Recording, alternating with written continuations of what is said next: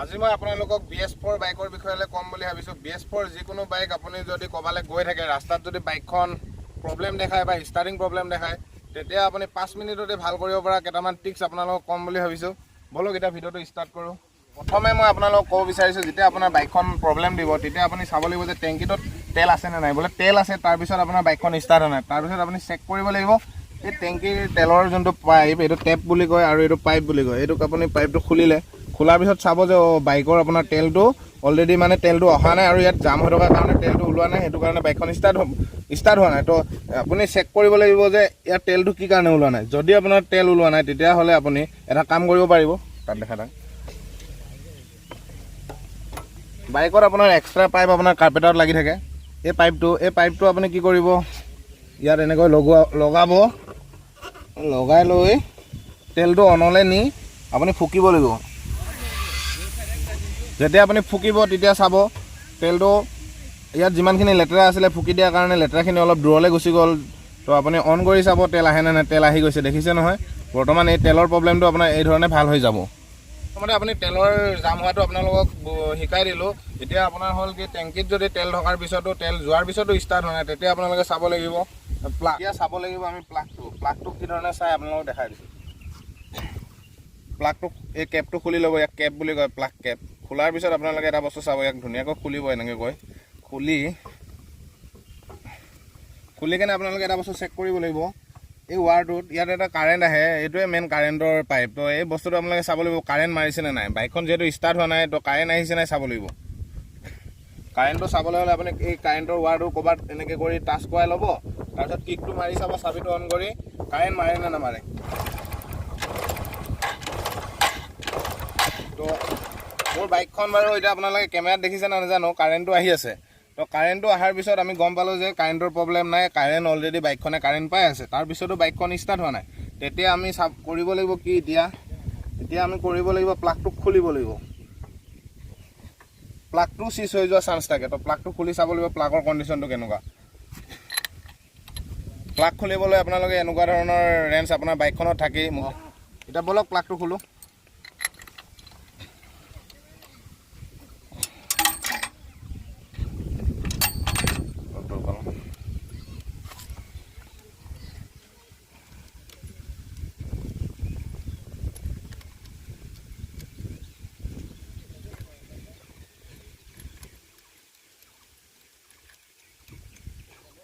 এইটো চাওক, ইয়াক কোৱা হয় প্লাগ। এই বস্তুটো চাওকচোন ভালদৰে, প্লাগটো এইটো চাওক, এইটো প্লাগ। এই প্লাগটো চাওক আপোনালোকে কেনেকুৱা ধৰণৰ হৈ গৈছে। প্লাগটো পূৰা ক'লা হৈ গ'ল, দেখিছে নহয়। তো এই প্লাগটো মানে ক'লা হ'লে মানে নহ'ব, জ্বলি যোৱা বুজায়। তো এই প্লাগটো আপোনালোকে যদি প্ৰব্লেম দিছে, যদি আপুনি বাইকত এক্সট্ৰাকৈ যদি প্লাগ ৰাখে, তেতিয়া এই প্লাগটো বেলেগ এটা যদি প্লাগ লগাই দিয়ে, তেতিয়া আপোনাৰ বাইকখন লগালগ ঠিক হৈ যাব। তো এই প্লাগটো আপোনালোকে যদি প্লাগ নাথাকে, এই প্লাগটো আপোনাৰ যোনটো ৰং ক'লা পৰি গৈছে নহয়, ধুনীয়াকৈ চফা কৰি কেনে লগাই দিব, তাৰপিছতো ষ্টাৰ্ট হোৱা চান্স থাকে। তো বলক এতিয়া মই এইটোকে লগাই চাওঁ।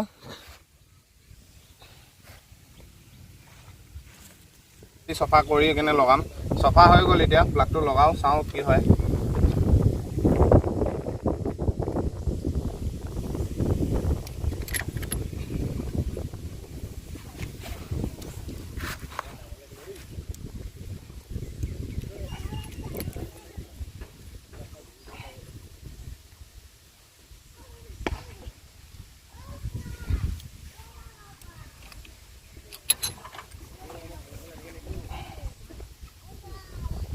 এতিয়া প্লাগটো লগোৱা হৈ গ'ল। প্লাগ কেপটো লগাই কেনে চাবি অন কৰি কিক মাৰি চাওক কি হয়, ষ্টাৰ্ট হয় নে নহয়।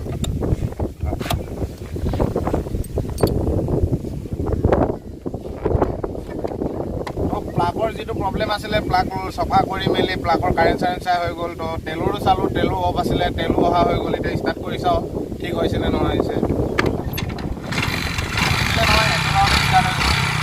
এই পদ্ধতি আপোনালোকে ইউজ কৰিলে কেতিয়াও ৰাস্তাত ফচি নাযায়। মানে যেনেকৈ হ'লেও আপুনি বাইকখন গেৰেজলৈকে গৈ পোৱা কণ্ডিশ্যন কৰিব পৰা যায়।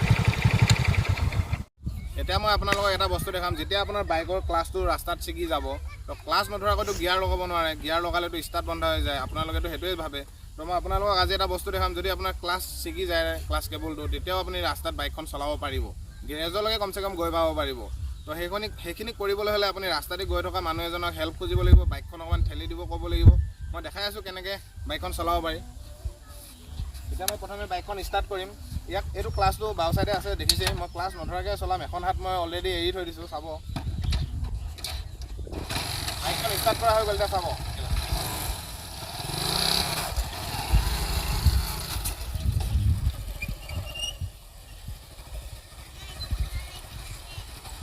এতিয়া মই বাইকখন চলাই আহিলোঁ আৰু গাড়ীখন নিউট্ৰেলো কৰিলোঁ, চাওঁ ক্লাছ নধৰাকৈ।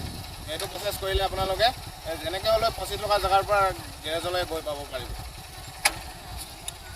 আৰু এটা টিপছ আপোনালোকক কৈ দিওঁ, যেতিয়া আপোনাৰ বাইকখনৰ কিকটো কেতিয়াবা ভাঙি যায় বা ৰাস্তাত গৈ থাকোঁতে কিক মাৰি দিলে আপুনি কিকটো খুলি গ'ল বা ভাঙি গ'ল, পুৰণা বাইকৰ বিষয়লৈ কৈছোঁ কথাটো। যদি আপোনাৰ কিকটো ভাঙি বা খুলি গ'ল কিন্তু আপোনাৰ চেল্ফৰ ছুইচটো নাই, চেল্ফৰ ছুইচ আছে যদি আপোনাৰ বেটেৰী ডাউন, চেল্ফ বেয়া, তো আপোনাৰ বাইকখন এতিয়া ষ্টাৰ্ট কেনেকৈ কৰিব? কিছুমান মানুহে নাজানে, তো নজনা মানুহখিনিৰ কাৰণে কৰিবলৈ কৈছোঁ মই। তো আপোনালোকে কি কৰিব, 2 নম্বৰ গিয়াৰ লগাই ল'ব। 2 নম্বৰ গিয়াৰ লগোৱাৰ পিছত যদি আপোনাৰ লগত কোনো পিলিয়ন বা ৰাইডাৰ লগত কোনো মানুহ পিছফালে বহি যোৱা নাই বা কোনো আপোনাৰ লগত লগৰীয়া বা কোনো নাই আপোনাৰ লগত বাইকখন ঠেলি দিবলৈ, তেতিয়া আপুনি কি কৰিব, ৰাস্তাৰে যোৱা মানুহজনে হেল্প খুজিব, বাইকখন ঠেলি দিবলৈ ক'ব আৰু আপুনি বহি 2 নম্বৰ গিয়াৰ লগাই লৈ ঠেলিব দিব। বলক এতিয়া কেনেধৰণে ঠেলিলে কেনেকৈ বাইকখন ষ্টাৰ্ট হয় তাকে আপোনালোকক মই দেখাই দিওঁ। বাইকখনত বহি লৈ গিয়াৰটো 1 নম্বৰ 2 নম্বৰ লগাই ল'ব, তাৰপিছত ঠেলিব দিব। চাবিটো অন ৰাখিব, ঠেলিব লাগিব। তুমি কেমেৰাটো খুলাই থাকা।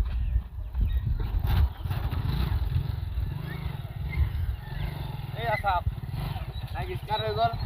এনেধৰণে কৰিলে আপোনাৰ ৰাস্তাত যদি কিকটো ভাঙি যায় বা আপোনাৰ চেল্ফৰ প্ৰব্লেম থাকিলে আপোনাৰ বাইকখন ষ্টাৰ্ট কৰিবলৈ সুবিধা হ'ব। আজিৰ ভিডিঅ'টো বাইকৰ বিষয়ে লৈ এইকেইটাই টিক্স শিকালোঁ। আৰু নতুন ভিডিঅ'ত আৰু নতুন টিক্স লৈ পুনৰ এবাৰ লগ পোৱাৰ আশাৰে আজিৰ ভিডিঅ'টিৰ পৰা বিদায় মাগিছোঁ। Bye bye.